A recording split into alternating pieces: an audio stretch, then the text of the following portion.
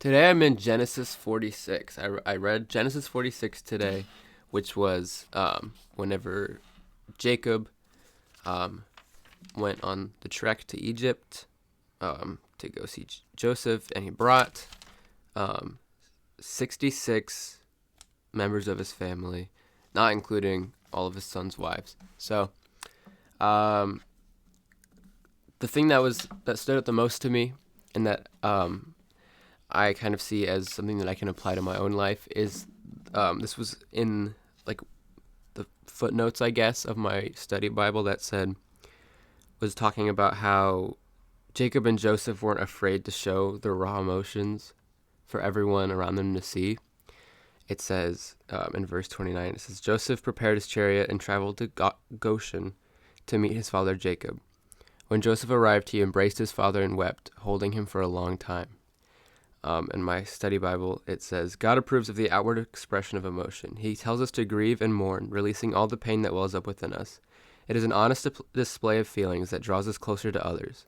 To hide our feelings is a form of dishonesty. We need to learn to show our feelings in wise and loving ways. Our culture urges people to hide their feelings. We are expected to be stoic, even in times of extreme sorrow or joy.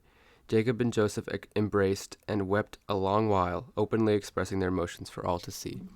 That was especially convicting for me because I definitely do that. A lot of times I don't like to show my emotions, so whenever I'm feeling some kind of strong emotion, whether it's sadness, anger, jealousy, whatever the emotion is, I just immediately shut down and like I'd get silent and quiet and unreachable pretty much, which isn't healthy, and I can feel how unhealthy it is because it doesn't help anything for anyone. It doesn't help the situation.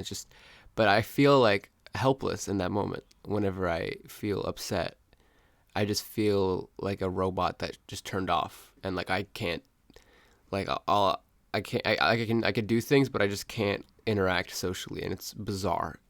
But that's something I need to get better at is honestly showing my emotions, because I've never thought about the fact that like not putting your emotions on display is a form of dishonesty if that's something you're feeling but you're like faking it and you're pretending. Just a thought. I don't know. I also thought it was interesting how just the thought of how proud Jacob must have been for his son Joseph, to think that for however long, like to think that he was killed and murdered, and then to find out that he's alive, and to go get to see him and hug him and embrace him again, and then in addition to that, to see how successful he's become, so successful that he can protect Jacob's whole family from disaster, and to keep the family tree going. Like it's just cool. Like I can't imagine the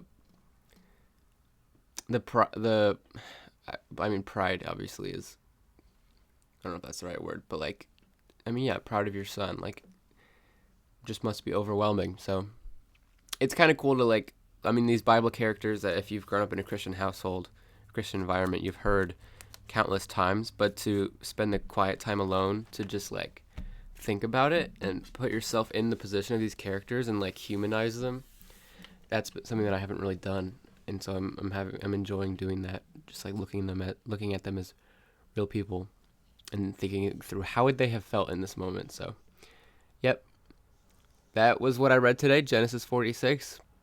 I'm trying to be more consistent and steady with my study of the Word, and I'm using this to make sure that happens. I'm using this to document it because I'm a video guy.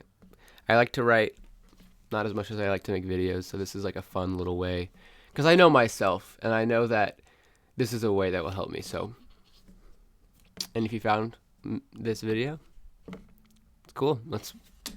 You can join me on my journey. How fun. All right. Bye, guys.